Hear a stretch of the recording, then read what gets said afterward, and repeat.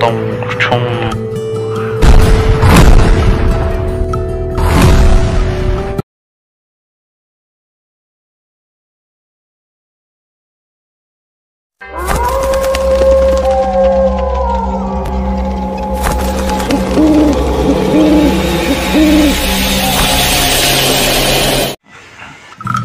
এক জঙ্গলে একটি মাথা কাটা শেয়াল বসবাস করত। সেই শেয়ালটি প্রতিদিন এক জঙ্গল থেকে আরেকটি জঙ্গলে যেত। জঙ্গলটি পার হয়ে শেয়ালটি গ্রামের দিকে যাইত। গ্রাম দিয়ে প্রতিদিন রাত ঠিক 4টার সময় যাইত শেয়ালটি। মাথা কাটা শেয়ালটি গ্রাম দিয়ে যাচ্ছিল, আর একটি কৃষকও তখন তার সামনে দিয়ে আসছিল।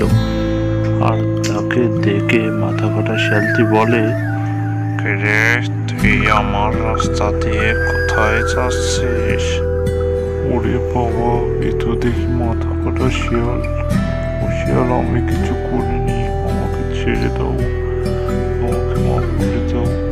এই রাস্তা দিয়ে তুমি যাচ্ছ কোথায়? আর ছাড়বো না, আজ তো তোকে আমি দেখেই নিব, মেরে ফেলবো তোকে আমি। আর তখনই একটা তান্ত্রিক কোথা থেকে যেন এসে পড়ে তাদের ওখানে।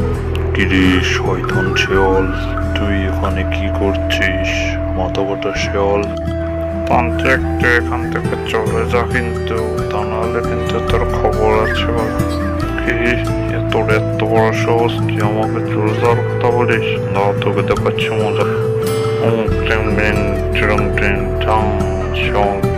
খতম।